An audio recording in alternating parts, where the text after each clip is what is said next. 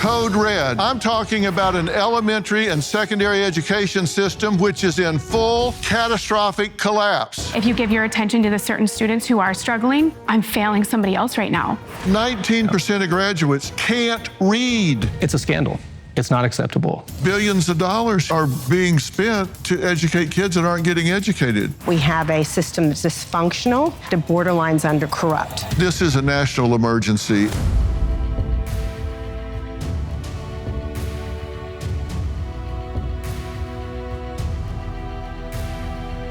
Well, America, today I am delivering a code red. You know me, and you know I am not one to yell fire in a crowded theater. You're about to learn the truth about a genuine, ongoing national emergency. I believe the single greatest threat to the American way of life and our standing on the world stage.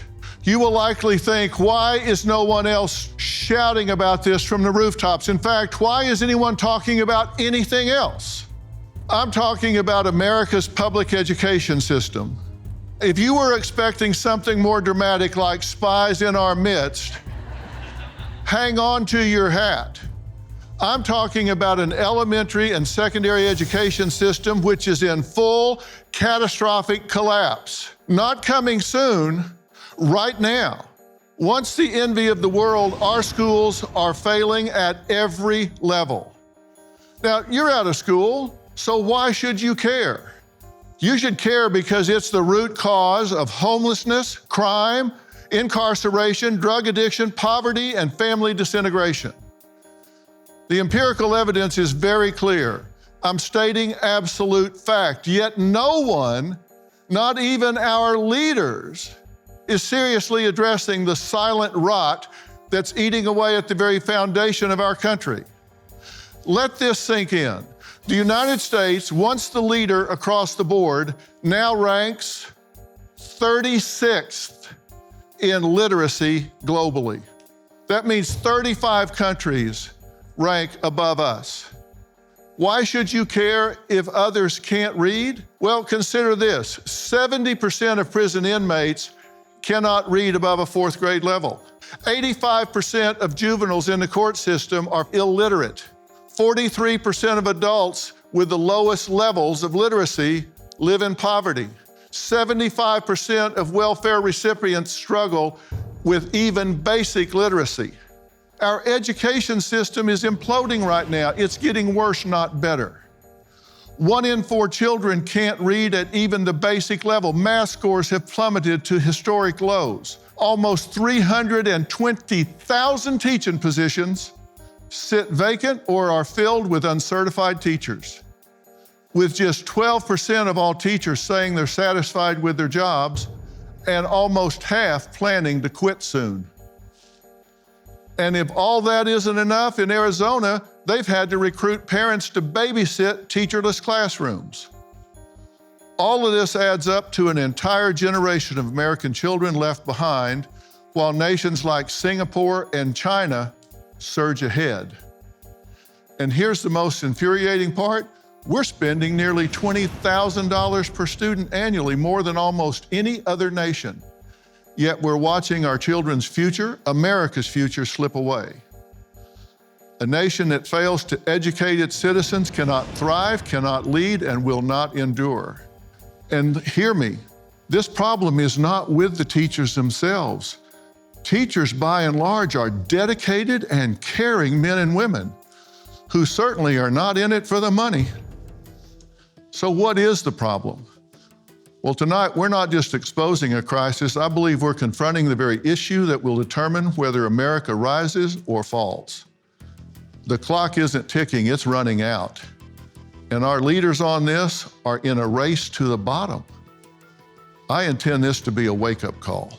Now, Samantha was a teacher, something she says ran in her blood, but today she says she will never step foot in a classroom again. I always wanted to be a teacher. My mom was a teacher, my grandma, my uncle, but I will never go back.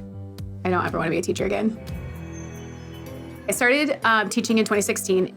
I was ecstatic to get my own classroom.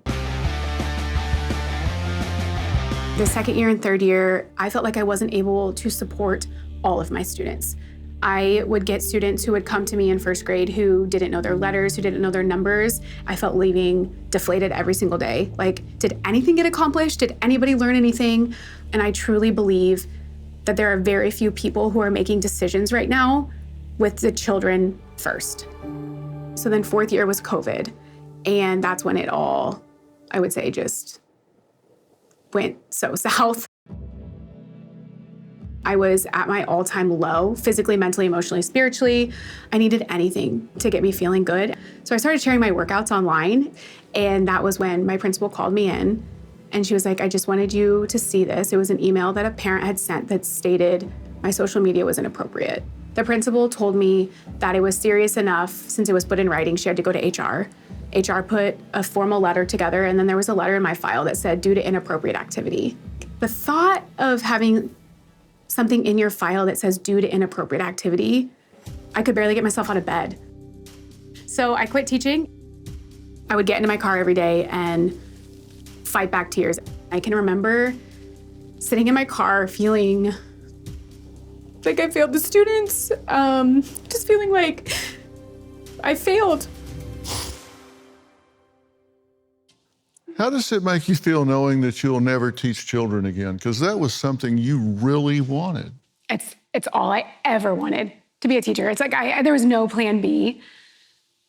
The thought to know that I'll never step foot in a classroom again is the most freeing feeling in the whole world.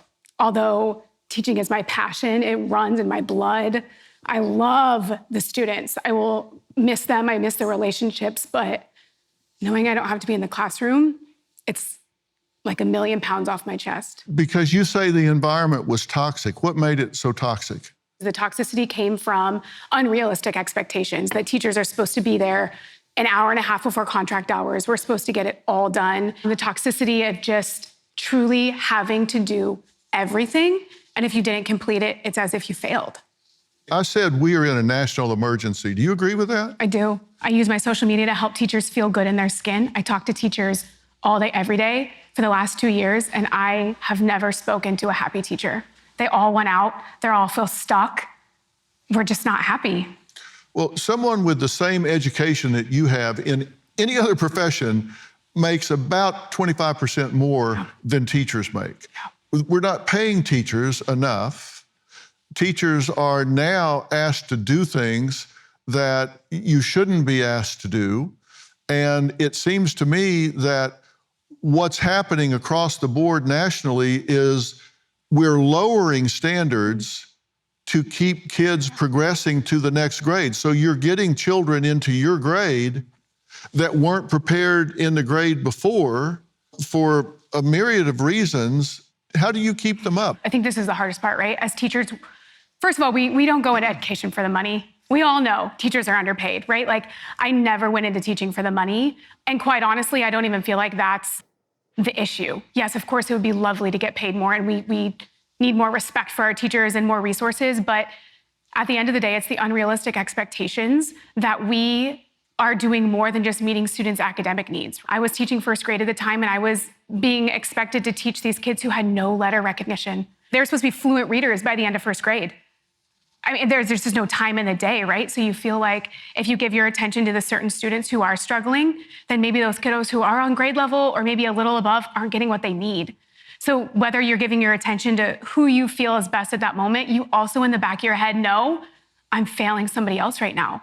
Like, I just don't have enough time to meet everybody's needs. When the pandemic hit, it exposed what was really happening at their children's school. These parents we're about to meet were so shocked that they decided to take drastic action. We're going to find out what it was after the break.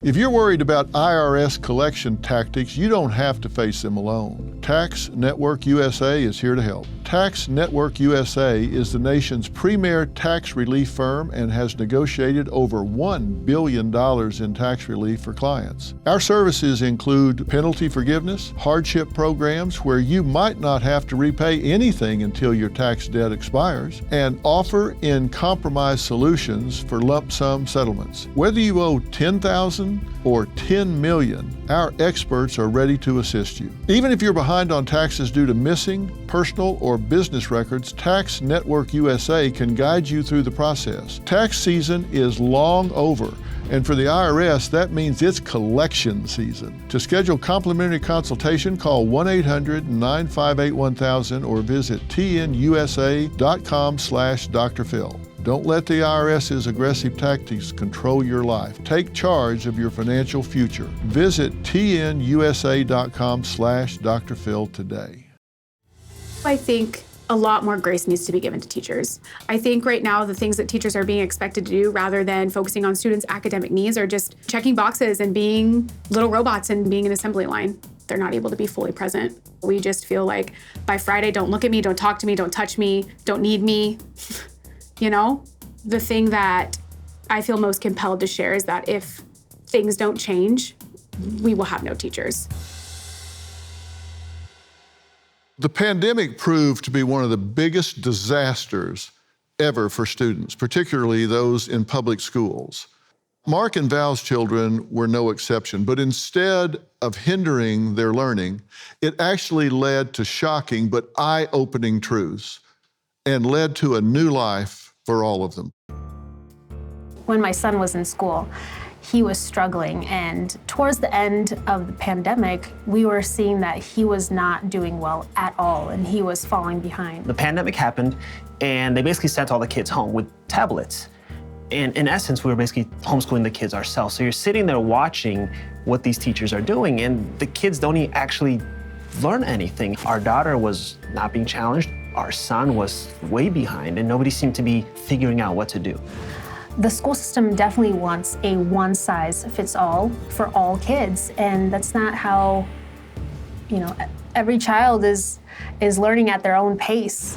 When we had to homeschool our kids, at first it was temporary, and then we thought, oh man, this is so awesome. We are seeing our kids thrive and we are loving it. We're able to travel around America and see all these national monuments, go to museums. And it was just something that sparked our interest that we don't want to give this up and we want to continue doing this. You got some shocks in this situation. Nobody told you, for example, that your son was not reading to his grade level, right? Correct. How'd the light bulbs start coming on? I would say during the pandemic, we really started to see what was happening. And our son was falling really behind. He wasn't reading, he wasn't writing well. And so that was truly eye-opening. We were sent home with tablets. As parents, we had to sit there and basically teach our kids ourselves. And we saw the downfalls of where our son was. And what grade? At that particular time? Second grade. And you say he was behind in math and reading both, right? Yes. We knew he was a special kid, so...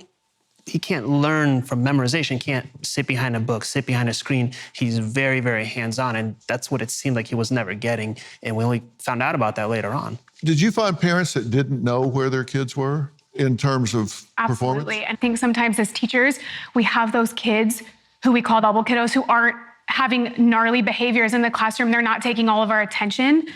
And it's sometimes hard to catch those kids because all of our attention is going to the kids who know nothing or a danger to others or themselves. So it's kids like your son who, as teachers, we feel like we're failing the most because our attention is going elsewhere.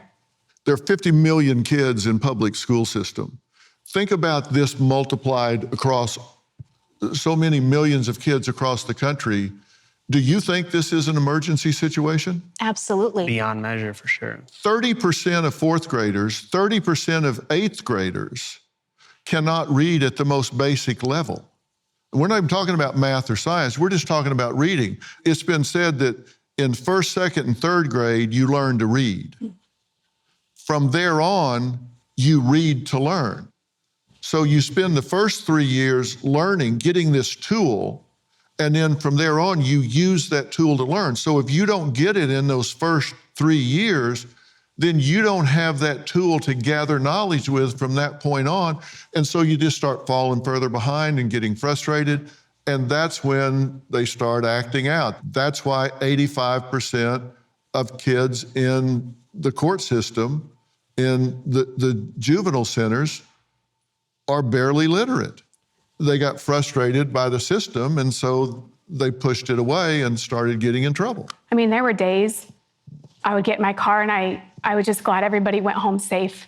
Like, it just shifted from genuinely teaching the students academics to feeling like you're putting out fires all day long, whether it's redirecting a behavior, whether it's a parent email that has absolutely nothing to do with academics. They're asking you unrealistic expectations. How did it change self-esteem-wise and pride-wise once you started helping and doing what you did to fill that gap? Well, at first, it was definitely a big challenge, and it does affect your self-esteem. After we found out what the issues were, we decided to, change a few things and use our resources at best. And it honestly made our kids feel so much more confident and freeing, and just, it felt so nice for them to finally feel like they're on track. And what do you call what you're doing? We call it world schooling. It's like homeschooling, but instead we're actually going to these places. We try to cover the basics, math, reading, writing. Those are the things that we definitely want to make sure that they're challenged completely on. But when it comes to social studies, history, science, we travel to destinations. For almost 4 years now, we go to wherever we're supposed to read about. And internationally, we're going to really like hot button areas where you had in Hawaii, where you had Pearl Harbor, you had Japan, you had where the South Korean War happened. We're going to these different areas to actually explore and learn about them. Do you have any idea what that's costing a year? Probably an arm and a leg. It's worth it, though. It's worth it. Completely worth it. Yeah, but not everybody can do that. Correct. That's what makes it hard. Okay, coming up, a former principal and current education consultant who says schools are being rewarded financially for graduating students, not for educating them. We're going to add him to the conversation next.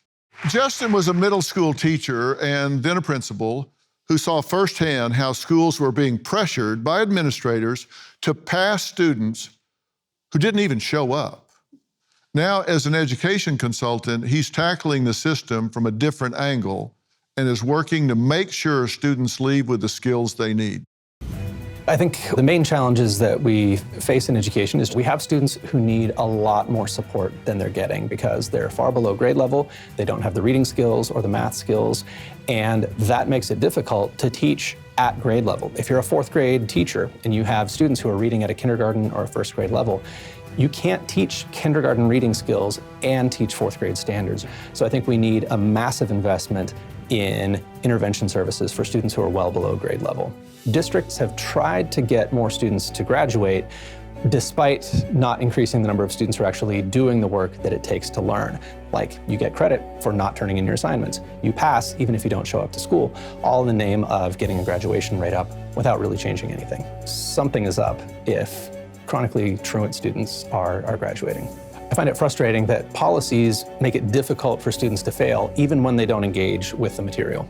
When schools fudge graduation requirements, when they pass and graduate students who haven't been showing up at the expense of everyone who's earning a diploma, they are now suspect. They are now no longer believed when they present that diploma and say, I have the skills to do this job. And employers reasonably are skeptical that the diploma means anything because the school has systematically devalued it by issuing diplomas to students who weren't even there. How is this happening? I think it starts with accountability, that schools understandably are held accountable for certain outcomes. They're held accountable for student attendance, which they don't completely control. They're held accountable for test scores, which they have a bigger influence on, and they're held accountable for graduation rates. And I think that's where some of the fudging starts. Okay, so having a kid in school and graduation rates, not what they actually learn. Okay, that's a problem. We're incentivizing the wrong outcome criteria, right? Absolutely. Somebody can be there, just check in the morning and go hang out in the hall, not necessarily learn anything, not do anything. But this clearly is not working. And you say grading and graduation rate pressures people to lower the standards so they can keep the numbers up to get their funding. Absolutely. we're paying for the wrong things. Right. We want schools to achieve the outcome of getting all students to read. We want that student to graduate, but we don't want them to graduate without being able to read. But 19% of graduates can't read. How do you graduate and you can't read? It's a scandal. It's not acceptable. I think it happens early on. The gaps begin early in kindergarten, in first grade. And because learning builds on learning, those gaps never close. Kids don't get the support they need, teachers don't get the support they need, and the job of catching students up becomes greater and greater with every passing year. But we're talking about billions of dollars here that are being spent to educate kids that aren't getting educated. I mean, look at the US results versus these developed countries. And we're down at number 36 in literacy. But yet we spend more money than these other countries. We supposedly have all this technology, but yet we're 36th in the world in terms of literacy. How is that possible? We're 7th out of 37 in science. We're 25th in mathematics. Computer information, we're 5th out of 14. We're way down the list. We are. And here's the thing. We know how to teach all children to read. This is not some mystery. But this was figured out a long time ago. Do we? We absolutely do. And we've seen new legislation around the science of reading to make sure that all schools are using evidence-based practices so that students don't slip through the cracks. But I think what a lot of it comes down to, Dr. Phil, is support. Teachers are being asked to do this all on their own. So if you have 20 students who are below grade level, you're expected to catch them up on your own. And there is just not time in the day. Teachers need help. They would hand me a spiral-bound book and they would walk out of my classroom and then expect me to teach it the next day. I can't read from a book and engage a 6-year-old. I have to have fun with it, right? They just expect teachers to do it all. It's like running this rat race of trying to figure it out. There are at least 10 states that across the board have just lowered the standards. You start with a 50, right? The lowest grade a kid can get is a 50, and a 50 is passing in a lot of these states. When y'all were in school, wasn't the lowest grade a 0? 0. I know, because I had a lot of zeros. I think we're lowering the standards on everything, right? Like academics, of course, but we don't even have standards for behaviors. Listen to the teacher, what does that even mean? We're truly not even able to teach anymore. We're just putting out fires. Well, and you can't suspend a student because if they go home that day, you don't have that head count and it affects your funding. So if you suspend 10 students because they got in fights or they attacked a teacher, well, then that's 10 students they don't get funding for. So these hellions stay in school and it disrupts the others who might be trying to learn. All right, we're going to talk to a woman next who has spent over 30 years fighting for education reform. She says outdated federal regulations are crippling public schools, making them more akin to factories than learning centers. We're going to meet her after the break. In times of uncertainty, stemming from economic volatility, political shifts, and global events, it's crucial to work together and unite as a country for a brighter future. Amid these challenges, it's important to take proactive steps to monitor and protect your finances and retirement accounts. That's why I'm turning to physical gold and silver to help protect my accounts, and you should too. Gold and silver prices reached record highs this year, and central banks are buying gold like never before. So get started today with Preserve Gold, the only precious metals company I trust and recommend. They have hundreds of 5-star reviews and millions of dollars in trusted transactions.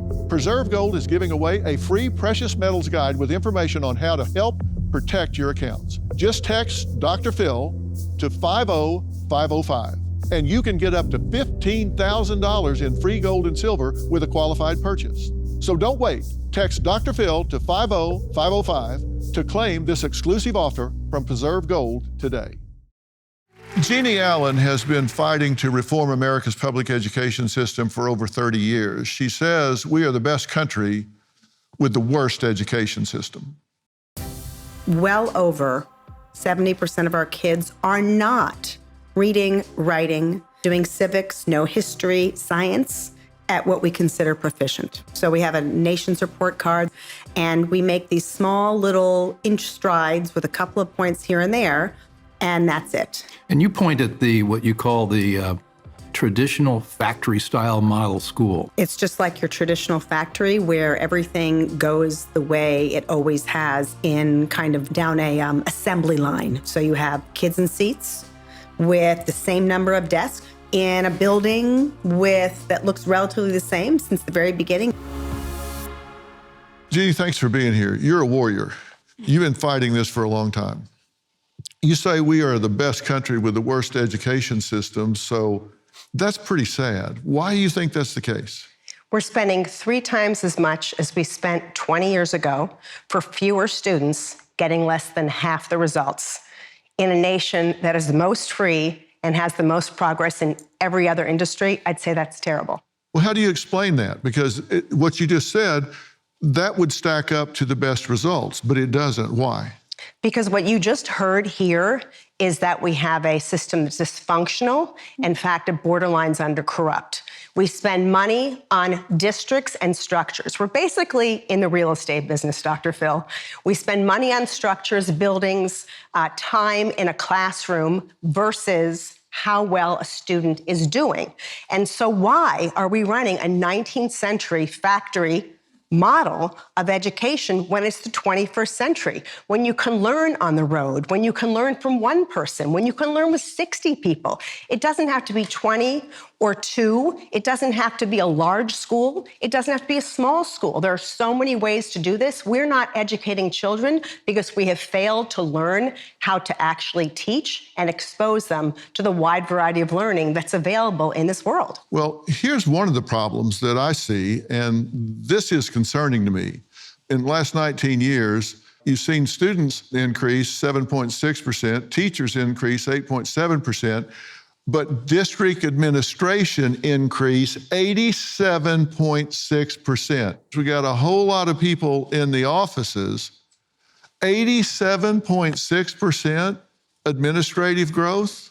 Why aren't they helping the teachers in the classrooms? Well, and we used to say when they would come in and they would do academic days with us, we're like, please come. Like, my favorite line used to be, I love what you're saying. Could you come model that for me? And they bolt out of the room. Anytime you ask them to come into your classroom, model it, ask for the support, they'll leave.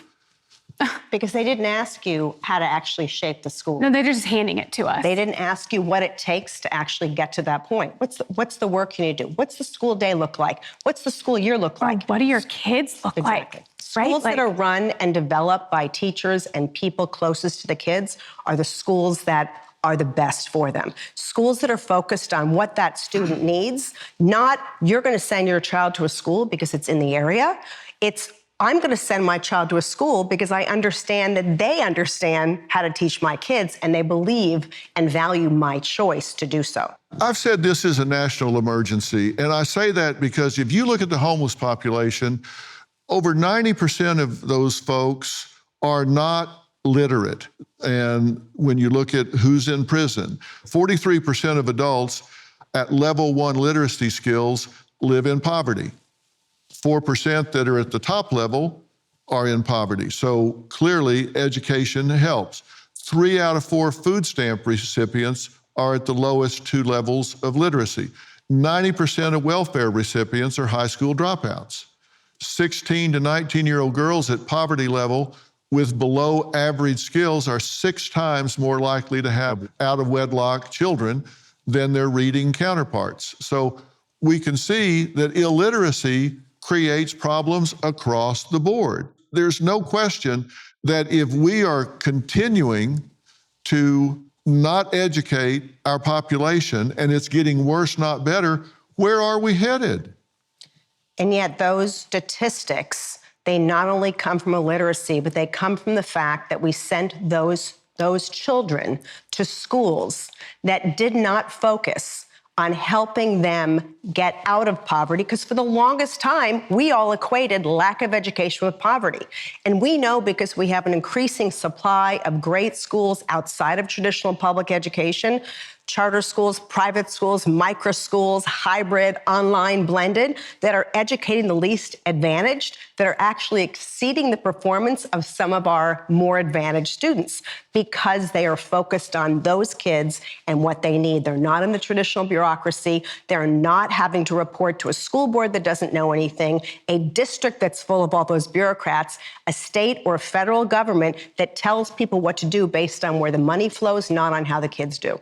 Why are we still in this factory model? These classrooms today look like they did 100 years ago, but yet the entire world around the school has changed. So let me bring you to Washington, D.C., or any of the nation's capitals where you have hundreds of organizations that grab the public money, get paid their dues or their association fees, and do nothing but lobby for the status quo. Why else would we be talking about this for almost 40 years? Because you have lobbyists, special interests, and people, as we like to call them, the blob, who do nothing but lobby for that and make parents, like mine once were, think that everything's okay, it must be your child. What's the government role in all of this? Why are we not hearing about this? This is an absolute emergency. Where are teachers' unions in all of this? Are they helping or are they hurting? Well, guess what my opinion is? I'll tell you when we come back. Well, tonight we're tackling the alarming state of our nation's public education system. This is a crisis and it's getting worse, not better. What needs to happen here? Well, you can't change the system. It won't help the principals, the teachers, or the parents. What you have to do is create a new supply outside the current system that kicks that system in the butt and makes them either account or go out of business. And that's exactly what's happening across the country. The students with dyslexia are going to schools focused on kids with dyslexia. And other students are coming there. Why? Because their parents said, well, if you can teach those kids to read, you can teach my kids to read. You're seeing organizations starting private schools with kids with neurodivergent disorders. You're seeing schools for kids who are back to basic, classical academies, behavioral. High expectations get and beget students that do well. And what you have to do to create that supply, give parents who are demanding it the money to follow their kids.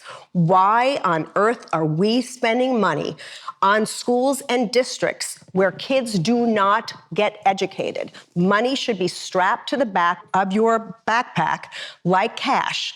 And you should vie for the privilege of educating my child. That's how you put bad schools out of business, you put the teachers union out of business, and you get kids educated and teachers and principals able to raise the money, earn the money to educate those kids. I would find that a more compelling argument if these schools had a track record. But what they have a track record of doing is marketing and attracting families and skimming families from public schools, and then not a lot to show for it after that. I think we would have seen much greater shifts in the population toward that type of school. But the reality is most of what they're talking about is experimental. And the thing about experiments, I was a science teacher, the thing about experiments is they're difficult. And most of the time, you don't find something better in an experiment. So whenever we criticize the status quo, we have to realize that the good results that we're getting are coming from the status quo, as well as the bad results. And if we're going to shift to something completely different, we have to make sure that that alternative can deliver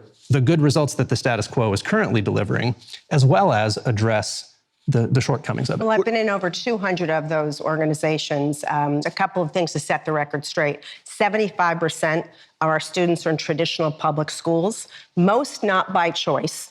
Now 25%. It used to be 90-10. It is now 75-25, so there are shifts.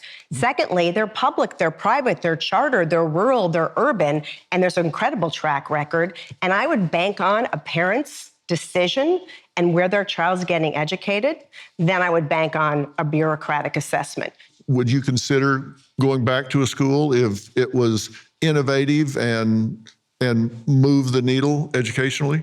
It depends, right? So we're kind of in a phase of our life where we want to spend as much time with our kids. So putting them in a school and then having them sit there all day and then just getting a couple hours with them. So it's kind of twofold for us is we want them to have a great education, but I also want to see them grow, right? And we become best friends with them. We're actually know each other on a much deeper level. Yeah, but it's not all about you. You got to remember that there are experiences that the children need to have socially and developmentally and competitively that you have to make sure you're providing that for them as well. Which is where the community comes in. Right. So the entire homeschooling, world schooling community, when we RV, when we travel, that's the first thing we do is find who's in the area. But we have thousands and thousands and thousands of people that just travel full time. We meet each other in different parts of the world and do these activities, do these social events, do these that's events. important. They're still able to be on teams and do things like that. That's Absolutely. The microschool movement across the country is doing just that. They're providing hybrid opportunities for students. They get to create their own journey sometimes. It's project-based, and then there are times when there's the actual kind of direct instruction, and you have more and more parents, particularly single moms, creating schools like this so that they can actually meet their needs, as well as people who want the ability to pull their kids out and travel. And the money in some states follows those students to that school, making this possible, because it just can't be one size. It has to be a variety of options. Of course. The teacher shortage in America is reaching crisis levels. Educators are overworked, underpaid, and walking away from the profession in record numbers. But when schools can't find qualified teachers to fill classrooms, it's students who are paying the price. We're going to talk about that next. No matter what teachers do, kids go home. And when you look at underperformance among U.S. students, there are some common denominators. Socioeconomic disparities, family socioeconomic status, household structure, cognitive home environment factors, and the long-term impacts of socioeconomic status. So that's what we're up against sometimes. You can have great teachers, and if you go home to a home that's in a low socioeconomic strata and they don't have internet, they don't have devices at home, they don't have Wi-Fi where they can follow up and do assignments, maybe those parents don't value education, maybe they're both working, not there to supervise children. It's hard. It makes it more difficult. And then with teachers, the shortages that we're looking at, there's 314,134 positions unfilled or occupied by uncertified teachers. That's 10% of all positions. So there's a problem. Unions aren't helping in this situation, are they? No, because unions advocate now for operational and contractual things. Yes, they try to level set salaries. That was their goal. But unfortunately, those salaries don't go to teachers who are doing better. They go to teachers based on how long they've been in the classroom. But the root causes, according to all the studies from Harvard to Stanford to lots of different organizations and data collectors, the root cause of teacher retention issues is the satisfaction, the fact that teachers have zero control over their classroom. They could make more money if we actually reduce the amount of administrators, and we should be giving them a boost. But they should be brought in because they know something, not because they passed courses in college. If we don't put teachers in front of our students that know math, that know reading, that love history, or that are able to learn and expose their students, no matter what we do contractually, we're not going to fix those kids' education. Yeah, that's for absolute certain. And what I say to all of you is you need to start asking questions and not make assumptions about what's happening at school. You need to find out, what does this grade mean? What are the proficiencies that my child actually has? Is my child being challenged, or is my child just being pushed along, maybe because they're a good kid? Don't assume your child is being educated because you see a report card. Find out whether that child is actually getting educated. Because I'm telling you, when you hear me say 30% of 8th graders can't read at a basic level, that's a third of the class. So have your child look to their left and look to their right. One of those three can't read. Is it your child? You need to know the answer to these questions. This is getting worse, not better. You've seen what the results are, and this is affecting all of us. And if we want to have a country that is healthy and competitive and successful, we need to fix this problem. And it's going to take all of us. And it's going to take us making noise and demanding better. And one of the big questions I have is, are we even teaching the right things for the 2020s? And Dr. Phil, can I just say also, we talked about the troublemakers, those kids. Oftentimes those troublemakers just aren't being taught properly, or they've not been diagnosed. And I don't mean with a condition. Maybe they actually need to be more challenged. Maybe there's something that's not clicking in terms of reading. If you look school by school at some of the data, you find that those students are usually the ones that had the most promise, but there wasn't an environment to let them go outside more, to let them have recess, to let them stand up and shine in what they need to do. That's why we need environments that are tailored to the needs of those kids personally, that parents are engaged in helping choose. I think this is why teachers are so overwhelmed, because we know it, we see it, we want to meet those students' needs. And I think an incredibly important question that we can ask as parents to the teachers, as the community, is, how can I help? Just having a parent come in and staple some packets, right? Like my time, I don't need to be stapling packets, and just bringing the community together, I think can help us tremendously. Absolutely. Thank you guys for being here. I want to thank Samantha, Mark, Val, Justin, and Jeannie for being here tonight. And thank you at home for finding us here on Merit TV. You can pick up my book, We've Got Issues, How You Can Stand Strong for America's Soul and Sanity, everywhere books are sold. Tell all your friends that it's easy to find Merit TV. All you need to do is download our Merit app by going to Apple App or Google Play. It's just that simple. And don't forget to check out the all-new Dr. Phil podcast, where you get your daily access to Dr. Phil Primetime, along with weekly episodes where I deliver unfiltered, powerful insights and practical tools to help you navigate today's complex world. Download, subscribe, and follow. Listen to the Dr. Phil podcast for free on Apple Podcasts, YouTube, or on your favorite podcast app. Thanks for being here.